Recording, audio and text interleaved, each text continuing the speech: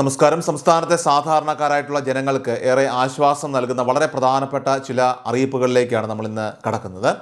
കഴിഞ്ഞ കുറച്ച് ദിവസങ്ങളായിട്ട് എല്ലാവരും തന്നെ കാത്തിരിക്കുന്നതായിട്ടുള്ള സംസ്ഥാനത്തെ വിവിധ സാമൂഹ്യ സുരക്ഷാ ക്ഷേമ പെൻഷനുകളുടെയൊക്കെ തന്നെ വിതരണം അത് വരുന്ന തിങ്കളാഴ്ചയോടെ ആരംഭിക്കുമെന്ന ഔദ്യോഗികമായിട്ടുള്ള അറിയിപ്പ് ഇപ്പോൾ പുറത്തു വന്നിട്ടുണ്ട്.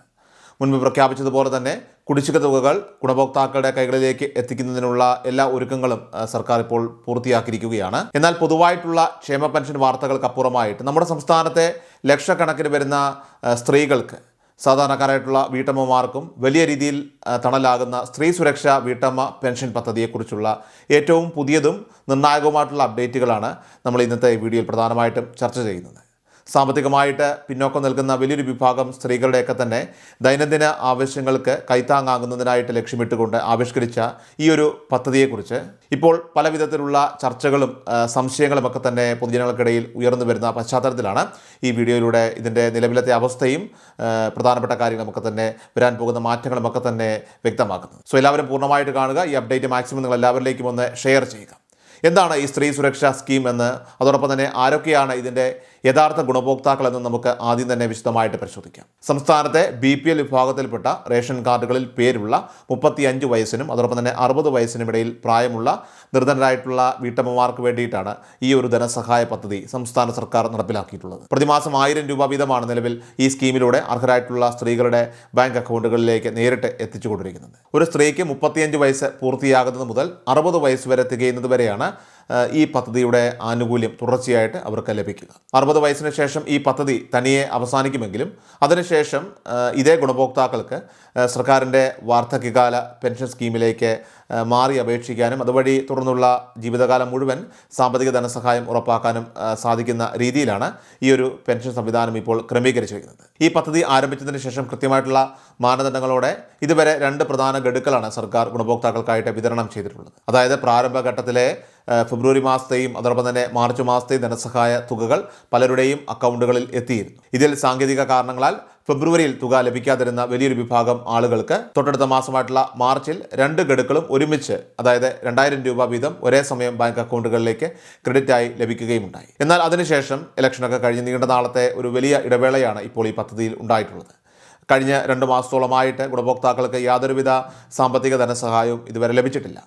ഏപ്രിൽ മാസത്തെ തുക അത് പൂർണ്ണമായിട്ടും കുടിശ്ശികയായിട്ട് മാറുകയും ഇപ്പോൾ മെയ് മാസത്തിൻ്റെ അവസാന വാരത്തിലേക്കൊക്കെ തന്നെ കടക്കുകയും ചെയ്ത സാഹചര്യത്തിലാണ് ഈ പദ്ധതി സർക്കാർ നിർത്തലാക്കിയോ എന്ന തരത്തിലുള്ള ആശങ്കകളൊക്കെ തന്നെ പരക്കാനായിട്ട് കാരണമായി മാറിയത്. ഈ ധനസഹായ പദ്ധതി ഇനി മുന്നോട്ട് പോകുമോ ഇല്ലയോ എന്ന് ആശങ്കപ്പെട്ട് നിരവധി ആളുകളാണ് ദിവസേന നമ്മുടെ കമൻറ്റ് ബോക്സിലൊക്കെ തന്നെ ചോദ്യങ്ങളൊക്കെ തന്നെ ഉന്നയിക്കുന്നത്.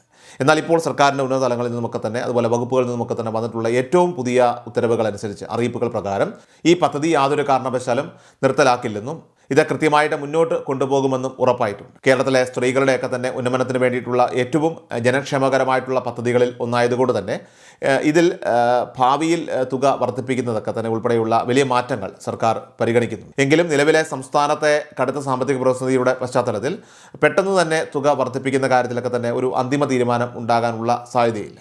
പകരം ഇപ്പോൾ നിലവിലുള്ള 1000 രൂപ വീതം തടസ്സമില്ലാതെ എല്ലാ മാസവും ഗുണഭോക്താക്കൾക്ക് ഉറപ്പാക്കുന്ന രീതിയിലായിരിക്കും സംസ്ഥാന സർക്കാർ വരും ദിവസങ്ങളിൽ ഈ പദ്ധതിയുമായിട്ട് മുന്നോട്ട് പോവുക. ഇനി ഇതിനോടൊപ്പം തന്നെ മറ്റൊരു പ്രധാനപ്പെട്ട കാര്യം കൂടി ശ്രദ്ധിക്കണം. APL റേഷൻ കാർഡ് വിഭാഗത്തിൽ ഉൾപ്പെട്ടിട്ടുണ്ടെങ്കിലും സാമ്പത്തികമായിട്ട് വളരെ പിന്നോക്കം നിൽക്കുന്ന വലിയൊരു വിഭാഗം സ്ത്രീകൾ കൂടി തങ്ങളെ ഈ ഒരു പദ്ധതിയിൽ ഉൾപ്പെടുത്തണമെന്ന് ഇപ്പോൾ സർക്കാരിനോട് ആവശ്യപ്പെടുന്നുണ്ട്. വില്ലേജ് ഓഫീസുകളിൽ നിന്നുള്ള വരുമാന സർട്ടിഫിക്കറ്റിൻ്റെ അടിസ്ഥാനത്തിൽ തങ്ങളെ കൂടി ഇതിലേക്ക് പരിഗണിക്കണമെന്ന് കാണിച്ചുകൊണ്ട് സർക്കാരിന് നിരവധി നിവേദനങ്ങളൊക്കെ തന്നെ ഇപ്പോൾ ലഭിക്കുന്നുണ്ട്. നിലവിലുള്ള പുതിയ സർക്കാരിൻ്റെ പരിഗണനയിലിരിക്കുന്ന ഒരു പ്രധാന കാര്യമായതുകൊണ്ട് തന്നെ ഈ വിഷയത്തിൽ അനുകൂലമായിട്ടുള്ള തീരുമാനം ഉണ്ടാകുമെന്ന് നമുക്ക് പ്രത്യാശിക്കാം. ഇതുപോലെ നിലവിലെ വിതരണ കണക്കുകളിലേക്ക് തന്നെ വരികയാണെങ്കിൽ സംസ്ഥാനത്താകെ ഈ പദ്ധതിക്കായിട്ട് ഏകദേശം 16,10,000 ഗുണഭോക്താക്കളുടെ അപേക്ഷകളാണ് ഇതിനോടൊക്കെ തന്നെ ഇപ്പോൾ അപ്രൂവ് ആയിട്ടുള്ളത്. അപേക്ഷ നൽകി കാത്തിരിക്കുന്നവരും പെൻഡിങ്ങിലുള്ളവരും ഉൾപ്പെടെ നോക്കിയാൽ ഇത് 18 ലക്ഷത്തോളം വരും.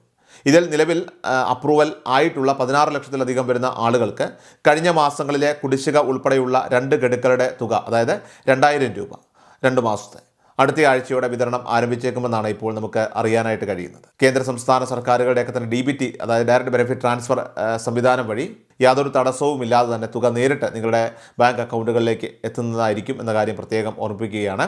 കഴിഞ്ഞ കുറച്ചു കാലമായിട്ട് നമ്മുടെ രാജ്യത്ത് നിലവിലുണ്ടായിരുന്ന തെരഞ്ഞെടുപ്പ് പെരുമാറ്റ ചട്ടങ്ങളൊക്കെ തന്നെ കാരണമാണ് പുതിയ അപേക്ഷകളൊക്കെ തന്നെ സ്വീകരിക്കുന്നതിലും അതോടൊപ്പം തന്നെ ആനുകൂല്യങ്ങളൊക്കെ തന്നെ വിതരണം ചെയ്യുന്നതിലുമൊക്കെ തന്നെ വലിയ രീതിയിലുള്ള തടസ്സങ്ങളൊക്കെ തന്നെ നേരിട്ടത്.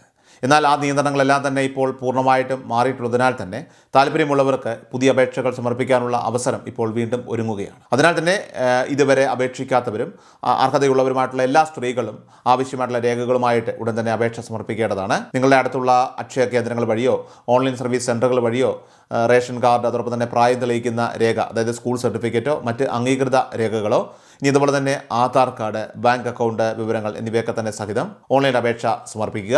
ഇനി നിങ്ങൾ ഇതിനോടകം തന്നെ അപേക്ഷിച്ചവരാണെങ്കിൽ പോലും നിങ്ങളുടെ അപേക്ഷയുടെ നിലവിലത്തെ ആ ഒരു സ്റ്റാറ്റസ് കൃത്യമായിട്ട് അറിയാനായിട്ട് സർക്കാരിൻ്റെ ഔദ്യോഗിക പെൻഷൻ വെബ്സൈറ്റായിട്ടുള്ള സേവന എന്ന പോർട്ടൽ സന്ദർശിക്കാവുന്നതാണ്. അതിൽ സ്ത്രീ സുരക്ഷ പെൻഷൻ തിരച്ചിൽ എന്ന ഓപ്ഷനിൽ നിങ്ങളുടെ ആധാർ നമ്പർ കൃത്യമായി നൽകിക്കൊണ്ട് അപേക്ഷ അപ്രൂവ് ആയോ അതോ എന്തെങ്കിലും കാരണത്താൽ അത് പെൻഡിങ്ങിലാണോ എന്നുള്ള കാര്യങ്ങളൊക്കെ തന്നെ കൃത്യമായിട്ട് നമുക്ക് മനസ്സിലാക്കാൻ സാധിക്കും. അർഹതപ്പെട്ട ആനുകൂല്യങ്ങൾ ആരും തന്നെ പാഴാക്കാതിരിക്കുക.